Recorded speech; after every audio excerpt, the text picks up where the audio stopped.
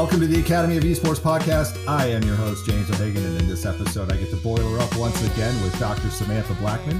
She's an associate professor at Purdue University in the English department, and also the host of Not Your Mama's Gamer podcast. Dr. Blackmon, thank you for being a guest in the Academy of Esports podcast today. Thank you for having me. I appreciate it. Well, I appreciate you being a part of the conversation here and listening to a little bit of your podcast myself today and catching that you are a huge fan of Skylanders. I mean, the conversation that was going on your podcast, not just Skylanders, but talking about, I never thought about different controllers as being a thing, you know, to study and learn about. But the controllers, as I started to think about it, I'm going, wow, there really are. I'm somebody who can't use, just like you, I find difficulty holding some controllers just because I have giant paws of hands. But that means that sometimes those giant paws don't hold things very well that are designed for smaller hands. So it becomes very cramping. Of course, the Atari controllers were always ones that were hard to hold too. You'd have a claw at the end. But yeah, I am a terrible first-person shooter on a console controller. I have to use a keyboard and mouse. I am no good I'm not good anyway at most of them. But enough about me. This is a conversation about you. So what I want to get into is some conversation aspects. I want to ask you a couple of questions before we get into this. I ask all my guests these questions.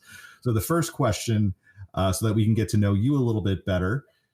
What is a game, and it doesn't have to be a video game, that stands out as having been important to you at some point in your life, and why was that experience meaningful? That's a good question. I'm gonna say that there are two, but I'm gonna choose one that involves my daughter. Okay. And I'm gonna choose Ni no Kuni: Wrath of the White Witch. I just picked this one. This was not even what I had thought about. It just popped into my head. Ni no Kuni: Wrath of the White Witch I came out when my daughter was about 4. And we had been watching Studio Ghibli films prior to that. And then when Studio Ghibli worked with Bandai Namco to make this game that had the same kind of visual aesthetic, she wanted to play it. Like I said, she was 4. This is a full-fledged JRPG. And that was a game that she and I played because at the time she had 1 hour of screen time a day. Mm-hmm. So we played that game 1 hour a day for 120 hours. And every night after she went to bed, I would play the next hour ahead to see what was coming. And then if there was something that was going to be a little too disturbing for her, because again, she was 4, I would play past it and save so that she didn't see it.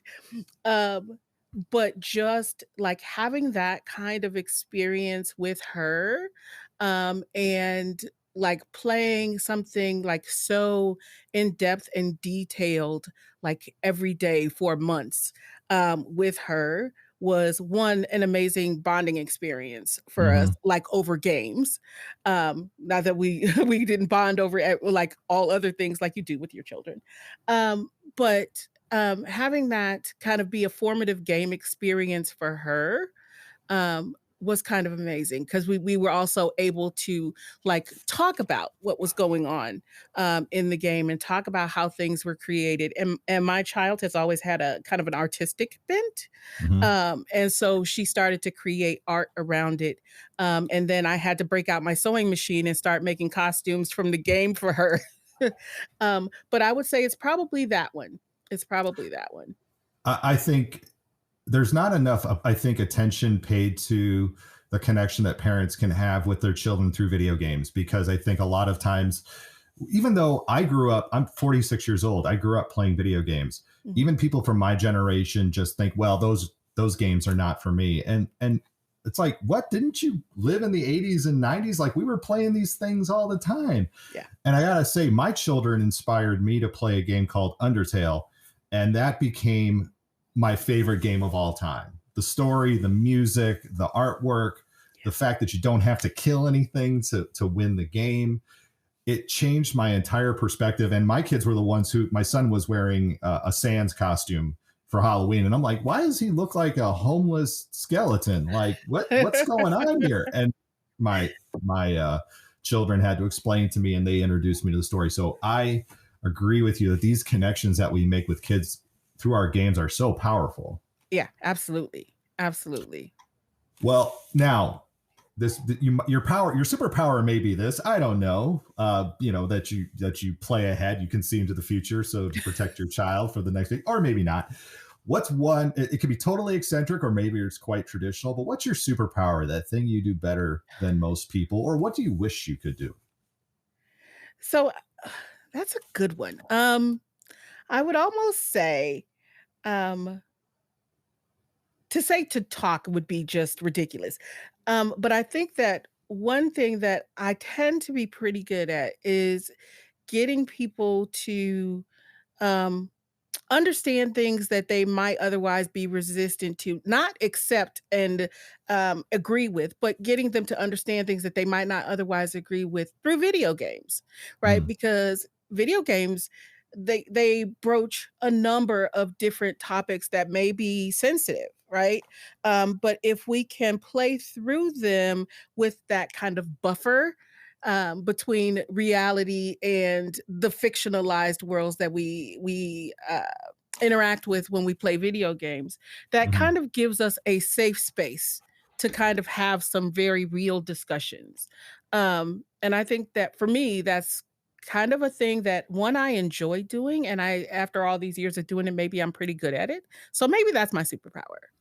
Well, and I think it's a great power too, because as again going back to our children, there's a common mythology that we share now with our kids. Whereas religion is a common thing for a lot of people.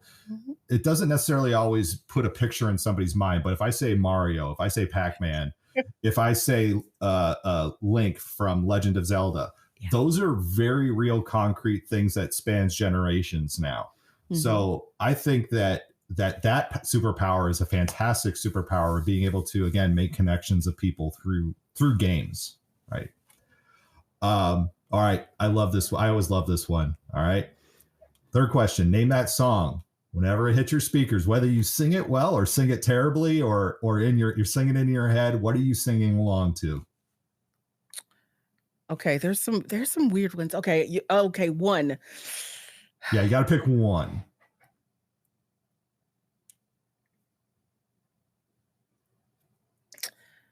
I like the suspense. That's a hard one.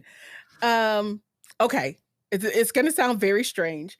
Um, Guns N' Roses, "Sweet Child of Mine." And it's a lot. I mean, they're from Axl Rose is from Lafayette, Indiana. So Yeah. I mean, there you go. I mean, can you hit the high notes though? Okay, I think I can. My kid disagrees.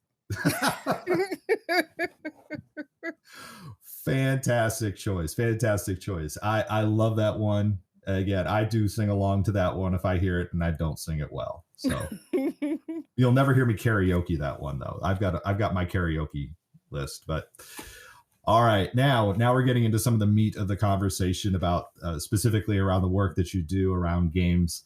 I also didn't mention at the beginning, but you also do work with AnyKey. Is that correct? I do. Which is Hillary Fan is another person who's going to be on our panel discussion. She's also somebody who works with AnyKey. Mhm. It's something that I use their code of conduct for our esports teams, modified slightly, but we have one based off of the instruction that I got from AnyKey. Mhm. But whether it's AnyKey or whether it's being a professor in English, or somebody who is interested in games and gameplay, what's one thing about your field that surprises people when they first hear about it? I think one of the biggest things that surprises folks is that game studies exists in a number of different disciplines, and that in different disciplines, we look at game studies through different lenses. because people think game studies and they automatically think computer science, right? Hmm. They're like video games, computer science. They don't think about history. They don't think about anthropology. They don't think about rhetoric. They don't think about writing. They don't think about any of these other kind of fields and disciplines that exist and where folks study games and work in and work through games. So I think that that's probably the most kind of confusing things thing for a lot of folks. Well, I'm always amazed with how many people come to me. My esports program that I oversee in my school district is over 5 high schools. But one of the hardest conversations that I have with people is trying to make them see past the STEM of gaming. Yeah, as you alluded to, they think computer science. As an English teacher, especially someone, the amazing writing. I mean, some of these games, even the simple ones, don't exist without, again, a backstory, without something that draws in the game player. And even the games from the 80s, sometimes you make it up in your mind. Punch Out was one of my favorite games. And it's about this, it looks like a green character, you can see through him, but he's fighting his way through. And in my head, when I was 10 years old, I'm thinking about, okay, what's this guy's story? How does he get here? Something as simple as that. Mhm. But again, it's, I don't know why people still don't realize just the expanse of the ecoverse that is around games, because it is vast and it is everywhere. And it is one of the biggest industries in the world. And yet we still chalk it up to, well, I'm not enough of a nerd to make a game. Yeah. I don't know if you have anything to add to that, or. No, I think it's interesting, right? That I'm not enough of a nerd to make a game. It also speaks to like people's reluctance to accept folks who are not just doing the coding as a part of a game development team, right? Mhm. Folks who do other things like your narrative designers, like your community managers, right? All of these people who are game developers because they are helping to develop this game. But then people not understanding how all of these things come together and how without all of these people that this game would never be, right? So yeah, I think it's a big thing to try to get people to understand, right? Is that there are lots of different elements to game development that we need to think about. And again, I think that perpetuates too, as you allude to, in that how it takes so many people. I think what that mindset perpetuates is the lack of diversity within the gaming field, because again, the people who tend to be more of the computer science folk, we shall say, are white males, Asian males. And a lot of people think, well, that's just not for me because I don't see myself in that. Whereas again, as we're talking through this, you look at some of these game companies, especially some of the larger ones, and the staffs that they have relatively, while the power structures may be not appropriate, we shall say, to lend itself to diversity, but the people who are working in these fields are very diverse, and I think don't get enough of the spotlight put on them. Oh. Yeah, that's very, very true. I mean, because visibility. So not just having uh, when we talk about diversity, like diversity, equity, and inclusion, right? Just having folks that come from different races who are different genders or different sexes or have different sexual identities, etc. Just having them there doesn't do enough if they're not visible, right? Mhm. Um, and yeah, I mean, it's very true, right? When we start to think about like folks who say, because if you don't see yourself there, you don't know that you can be there, right? It's interesting because my daughter asked me once when she was much younger. And she said, "You do work in video games?" And I was like, "Yeah." She's like, "But you don't make video games." I was like, "No, not really." I was like, like I would make like little video games. I would make little video games for odd things, right? I ran a youth Bible study like segment once, and I made a kind of top-down Zelda-esque game that we were going to play through for several weeks, right? But just like having that, she was like, "So why didn't you ever like go into game development?" And I told her, I said, "Well, when I was a kid, I didn't know that was a possibility. I knew Mm. that people made games, but I didn't know that people like me could make games. And it kind of like shocked her that, that was the case. And I think it's hugely important.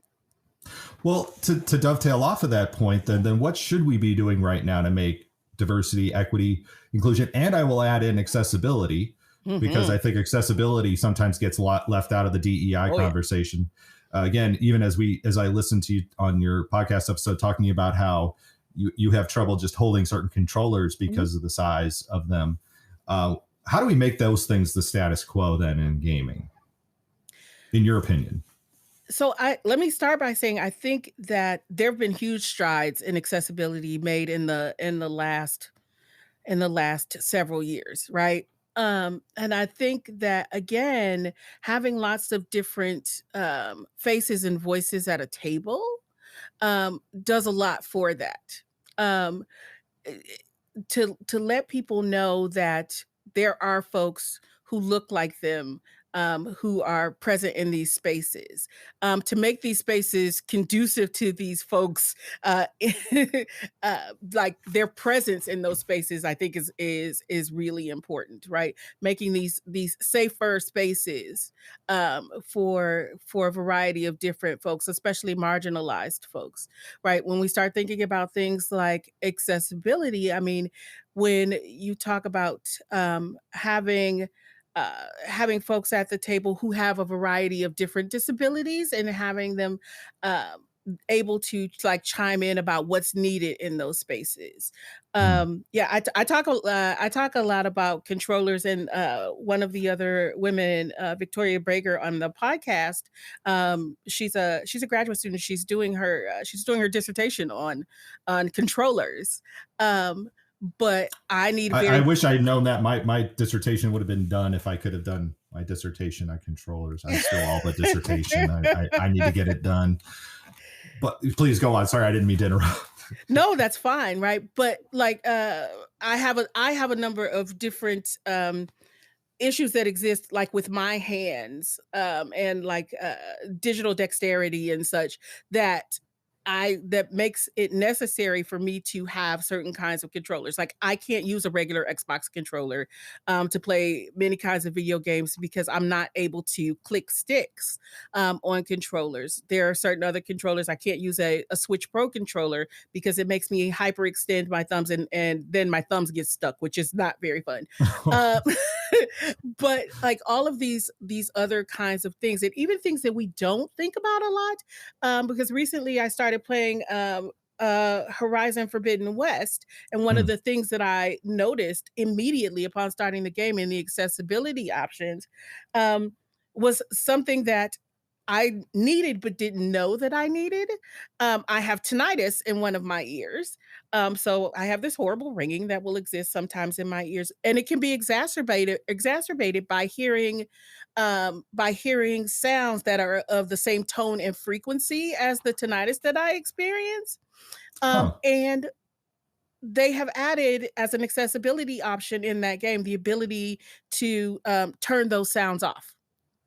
And I was like, I have needed this for a very long time, and it never occurred to me that I needed this. I just knew that there were certain games that I couldn't play because they made my ears hurt. Um, Wow. yeah.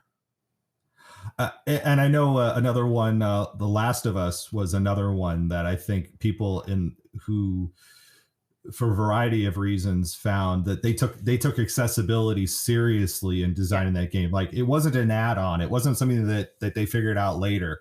They designed that game from the ground up with accessibility in mind. Mhm. And in the reason, like you just brought up, I didn't even know I needed this until it was there in front of me. Yeah.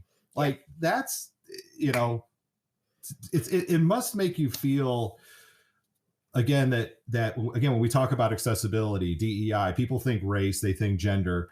A lot of times because those things are right in your face, you say, I don't see your tinnitus. I Mhm. don't I don't know you have tinnitus. And if I'm designing a game for you, Dr. Blackmon, I'm not going to necessarily have that front of mind. So it's amazing that as you said, I didn't know I needed this until I needed it. Now that I think that's realized, hopefully there'll be other games that think along those lines as well too. Mm-hmm.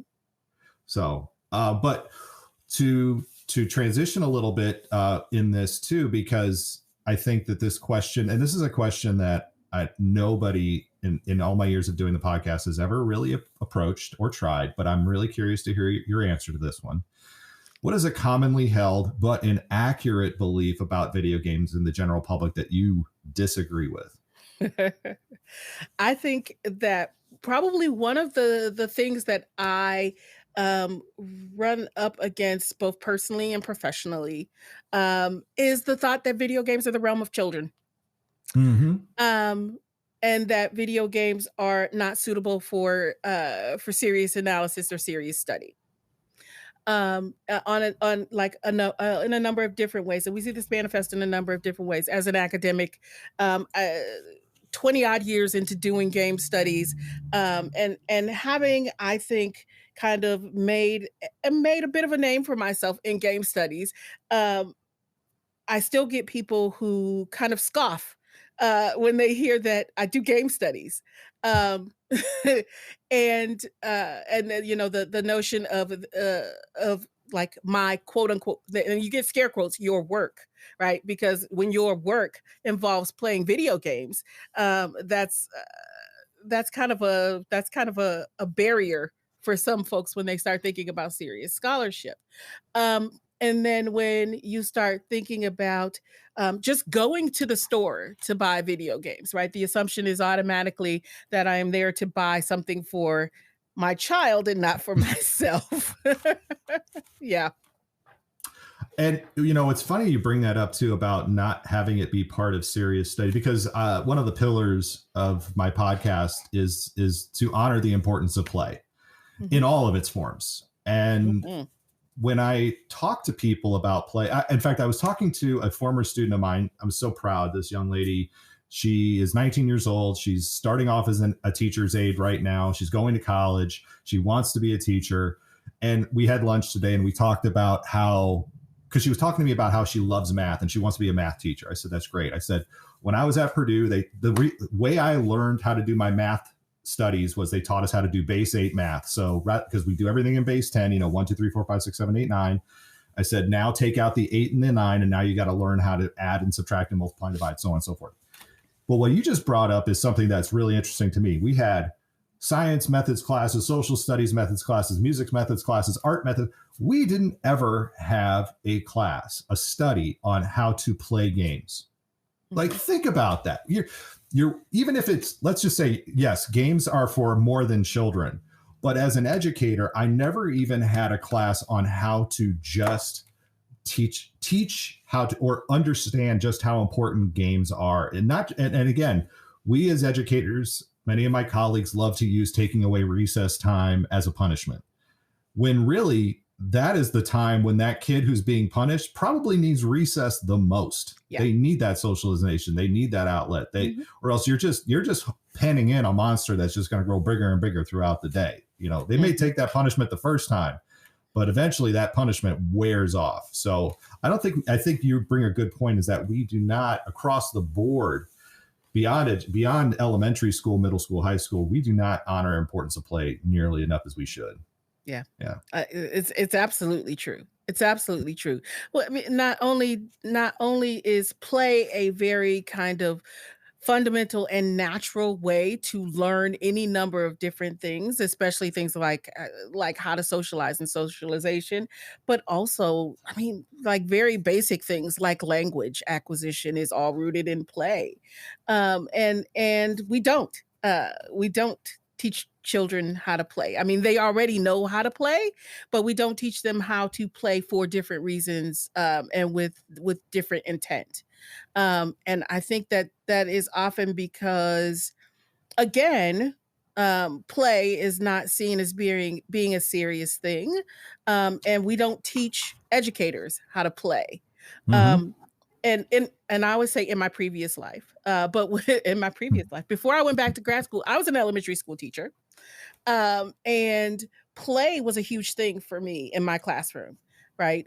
When we would set up like fake game shows in order to do like history facts. We would set up like fake game shows to do like any kinds of things that would ask them to think about and answer and address questions and give them the opportunity to help one another, right? Which Hmm. is also a huge thing, right? And not only just depending on yourself, but being able to look to others and look to other sources in order to figure things out. But it was oh gosh, I'm gonna age myself. It was in the early 90s, right? So, but also like thinking about how to use the early computer games to kind of learn things and to learn even basic things like how to use a computer, right? Because I taught elementary school in a largely transient area in the city of Detroit. So these were students who would not necessarily have these technologies in the home, right? Hmm. So giving them that ability to kind of become comfortable with them and learn how to use these specific technologies was important. Well, and it's also important too. I'm glad that you're also an elementary teacher. See, I knew we were connecting on a different level that a lot of people can't. One of the other things too, I used to get made fun of because I would incorporate so much play. And it wasn't that they were like cruelly making fun of me, but my colleagues, I was the seventh. That when I started at this school, I was the new teacher. The next youngest teacher had been teaching there for 20 years. So Mhm. I'm coming in very different, right? Yeah. They could have taught me. Every teacher in that building could have taught me. But what was interesting is that I would at least have my kids out for recess twice a day. One, because I needed it. Number one, I mean, it's self-contained classroom, right? You see those kids all day. You're like, we're going outside. I don't care how bad you all have been today. But here's the Yeah. other thing too. Uh, Whether it was playing foursquare, throwing a football, double dutch, regular jumping rope, red rover, I was playing with them because Mhm. I think I believed it was important for them to see me play. And people would be like, "Oh, your test scores, your test scores." Guess what? The test scores took care of themselves. They really did. Yeah. The kids did no worse. I won't say they did better, but I will definitely say they did no worse than their other students in the other classes. So, Mhm. but I'll Mhm. tell you this much: those students who I had back then still come to me and say they remember those things. They don't remember the spelling tests and they don't remember they remember the play times. Yeah. And they have the positive connection to learning and education that I think No Child Left Behind took away from a lot of our children over the last 21 years. Yeah. So, Yeah. I would definitely agree. I would definitely agree.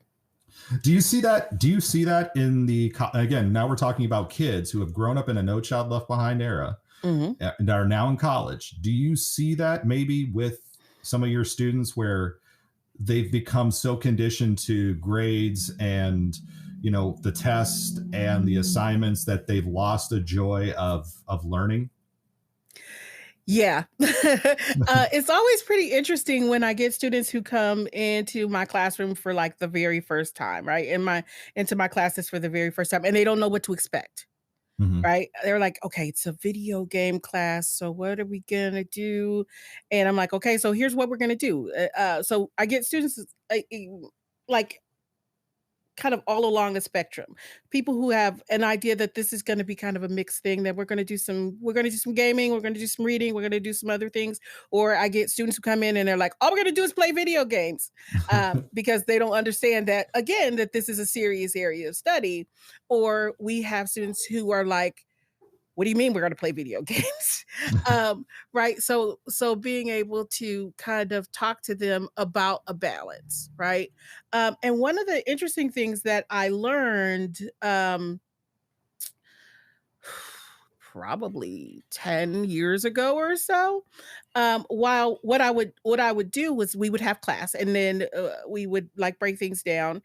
We would play games in class. We would talk about game theory in class, but we would have office hours where students were expected to come to regular old office hours, right? Come into Hmm. my office, because on campus I have a lab, right, where all the computers and the video game consoles and the TVs are on carts, and then I roll them into the larger lab where we hold class.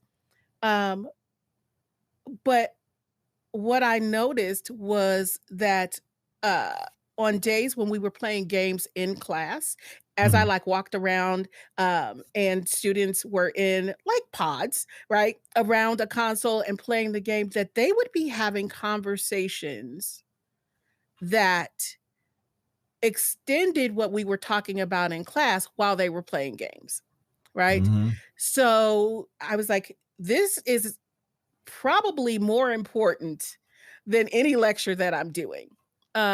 So we split it. I started splitting my class half and half. So if it meets 2 days a week, 1 day a week, we will we'll talk about what we've read. We'll talk about it. We'll look at like clips of gameplay for examples. Talk about different kinds of intersections that we see with amongst other things. Right. Mhm. On the other day, they play video games. I stay out of it. They play video games and they have these conversations all on their own. And I said, why am I holding office hours with just me and a student? Because that's not how they're going to understand things, right? So I Mhm. started holding lab hours instead, right? So I would turn on like 3 different games in the lab that were relevant to what we had read for the week, and students could just come in and like plop down on a futon, pull up chairs at a table, whatever they were going to do, and sit together and play video games. And they were having those conversations on their own. And if they ever got stuck or needed further explication, they could call me over and I would sit down next to them and like talk to them about what they were talking about. And that was kind of a revolutionary moment for me in terms of saying, just let people play. I wish I had you when I was at university. I wish you had been on campus when I was there in from 93 to 99. I wish you were there. I'm convinced that there's a lot of things that I would have done differently with some of the staff that's currently there, especially given again just how interested that I and how passionate and realize just how important gameplay is. I have a similar story I want to share with you about some of my own students. I was working in a school district in Forreston, Illinois, which is this little farm town, Mhm. southwest of Rockford, about 45 minutes.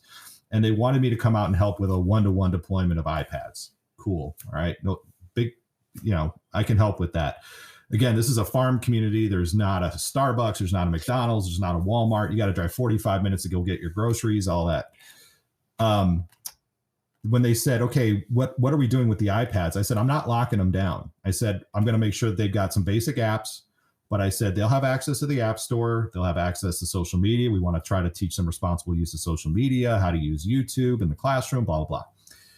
So I started showing up so after the rollout, I would get to work about 7 o'clock in the morning, and these farm kids were out there at like 6:30 in the morning. 6 in the morning, I was hearing there were kids showing up at 6 in the morning, right Mhm. before the doors even opened, and they're sitting outside. Now, again, farm community where internet access is not ubiquitous. People really, and when we have Dr. Giardo on the panel too, I know he does a lot of work when it comes to looking at rural broadband access and the issues there. Um, so hopefully this story resonates with him too. But the idea that these kids, when we didn't lock down their devices, they downloaded Minecraft. And I was like, oh, Minecraft, I've heard of this. It sounds very cool. But what they were doing was getting into groups of 4, creating worlds together, having conversations together, connecting together, because they couldn't do it from their home. So they were coming to school an hour and a half early before they could even get in the door, Yeah. just to create these things. And when I went and I ran a systems check to find out what apps kids had installed on their computers. They hadn't gone and installed all the ones we needed for school. No. 97% of them had installed Minecraft. 97%. And what they did, which they shouldn't have done, and this became a whole other conversation, was one kid had bought the app because I think at the time it was $5. And then they logged in on their friends' iPads and downloaded it for them and then took their account off. And then when these kids tried to go to update their apps, everything was goofy. So Yeah. yeah.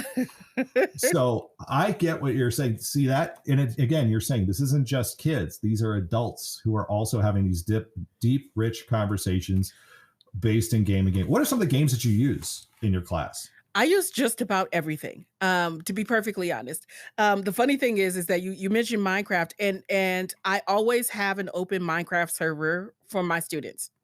Um, and people are, and I, it's just because so they can go in there and they can play together and they can build together and they can have conversations that they want to have. They can build a community, which is what is one of the hugely important things when we start talking about education, right? If we start talking about people learning together, they've also got to be able to kind of work together. And if you're working together by building things or fighting things or whatever you're doing, I think that is hugely important, and it doesn't matter where it happens, right? It can happen in Minecraft, it can happen in Call of Duty, it can happen in any of these different places. Mm, Um, when I talk about games that I use whatever is important in the moment. For example, classes that I'm teaching this semester, we were talking about games and activism. We were talking in a grad class. Oddly enough, we were talking about games and activism. We were talking about, um, right, games and politics, etc. So one of the things that we played, looked at even this week, last week, was the game Dots Home, that looks at, and it's a game done by an organization called Rise Home that looks at um, housing equity. mm, And it is about a young protagonist who kind of goes back through time to look at her family's history with housing, and different like moments in housing and politics in the city of Detroit, which I'm hugely interested in because I'm from Detroit. mhm, And many of the like the different stages of housing, from looking at folks moving up, African American folks moving up from the South, like as sharecroppers and coming into an area where they were not able to like get a traditional mortgage, but were able to either rent or buy houses on a land contract, and the problematic nature of that when you start talking about insecurity, when you start talking about insecurity of kind of your ownership of a house, and thinking about like the projects, and how the projects existed in the city of Detroit and what happened when gentrification started to move in and they tore down the projects, mhm. and even so like looking at that kind of thing. And then like with my undergraduate class, I'm teaching a games and diversity class, and we've like played a ton of different things from Uncharted Lost Legacy, where we talk about we have two female characters. One's the main protagonist, the other you don't get to. She's an NPC, but one is um, an Indian woman, the other is a South African woman, and thinking about legacy and history and culture and how that plays out in like even AAA titles, right? We've played a little bit of everything. Yeah. Well, for me, it's I'm all about city builders. So not just SimCity and city skylines. And again, I am a huge fan of again living in a Rust Belt city myself in Racine, Wisconsin, which is just on Lake Michigan, right between Milwaukee and Chicago. Mhm. Again, and again, as you brought up, the redlining was very real, and the impact of that redlining is still felt in the city of Racine today. Yeah. Um, I love going to some of these Midwest towns, and I've been through Detroit a few times, and just looking at the urban decay and thinking about what happened here. I mean, you're talking about a city of 3 million people in the 50s and 60s that now has less than a million. Was one of the richest, wealthiest cities in the country, with one of the most vibrant communities.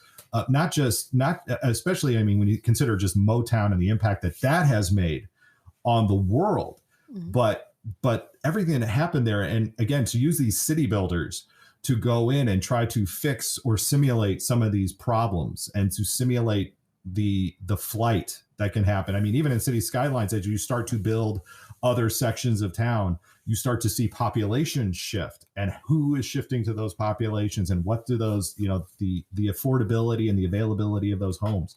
Yeah. Yes, I really believe, and here's what we're Stephen Reed, who's going to be one of our keynote speakers at the April 8th Purdue Symposium, Games Make a Difference. He talks about how he uses a lot of games like you do as well, too, that aren't educational games, because Mhm. once you start slapping that educational title on there, oh, we're going to teach you math or whatever, it's like it goes out the window. Like that doesn't engage somebody as much as some of these other titles where you have to teach and think about what these titles really mean. Mm-hmm. So how do you, with all of these titles, with everything that you're doing, how I can't barely keep up on I would love to just sit down and play. Right now, my game that I'm playing is Foundation. The other one I'm playing is Hades. Those are two games that I love. One is a city builder, one's a dungeon crawler. How the heck do you stay up on all of these titles? And how do you stay informed about all of this that's going on? Because I can't sometimes. It's a task. So I try to read as much new scholarship as I possibly can. Right, when stuff comes out, I try to read as much as I possibly can, and I teach it in my classes, which really helps. Right, because then it becomes kind of two birds, one stone. Mhm. So I'm reading new scholarship for myself and for my own research, and I'm reading new scholarship for possible adoption for my classes. Um, I also will like try to keep up on like whenever there are talks like in like our pandemic age, virtually it becomes a little easier actually, right? Mhm. To watch attend as many talks as I can by like scholars or developers, or games critics like working in the area, right? So kind of being able to keep up on those as well. And that involves a lot of, oddly enough, involves like being up on social media, because a lot of that gets announced on social media. And then I play video games. I play a lot of video games. Um, I wish I had the time. well, and see, that's the interesting thing, right? Is that people like will ask, and one of the hardest things that I've had to do as a game studies scholar, and something that I try to get up and coming up and coming, when I mean young game scholars and grad students who are studying game studies, to understand is that playing video games when you're a game studies scholar is just as important as reading, because it's another text. I love that. And I'm going to take that and I'm going to run with that, because if I have to read another study, oh my God, I can't like just give me the conclusion and give me the abstract. And that's all I can handle at this point. And if it looks interesting, I might read what's in the middle. But Dr. Blackmon, this has been an absolute pleasure. I really appreciate the time that you have given today. And I appreciate too that on April 8th, at Purdue University, I get to return to campus and I get to sit down and help have panel discussions with these amazing professors like Dr. Blackmon. Games Make a Difference Conference. The links for it will be in the show notes. Dr. Blackmon, anything else that we should be doing? Anything else we should be reading, playing at this point? Something that you wish to leave us with before we get out of here today? I think that one of the big things to do is just to like see who's out there and see who's doing good work, right? Kind of in the moment. Folks like Kashana Gray, folks like Amanda Phillips, folks like Bonnie Ruberg, just folks that are doing work in the field, that are looking at not games from, I don't want to say a non-standard viewpoint, but not the typical viewpoint, right? Who are looking at aspects of race, who are looking at aspects of gender, aspects of sexuality. These are things that we need to be looking at because we get a better understanding of it, and through that, we can get a better understanding of what we need to be doing in DEI circles as well. And I will ask too, if available, I would love to meet your grad student Victoria, because I think just I want to have a conversation just about controllers, because I thought that was fantastic. So I would love to meet Victoria on campus. Dr. Blackmon, thank you so much. Pleasure has been all mine, but thank you so much for being a guest on the Academy of Esports podcast today. Thank you. That will do it for this week on the Academy of Esports. I've been your host, James O'Hagan. Esports are organized competitive video games allowing schools to redefine their athletic culture, diversify opportunities for student participation, promote good physical and mental health, increase collegiate scholarship pathways, and play games. We can never forget the importance of play. The mission of the Academy of Esports is to support these ideals. The vision of the Academy of Esports is for all students to experience the fun and joy of playing competitive video games.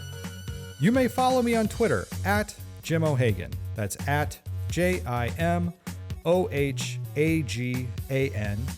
and through the Academy of Esports account at TAO Esports. It's a great way to get the latest blog posts, podcast episodes, and news coming out of esports and education. And remember, you can continue your engagement by going to www.taoesports.com.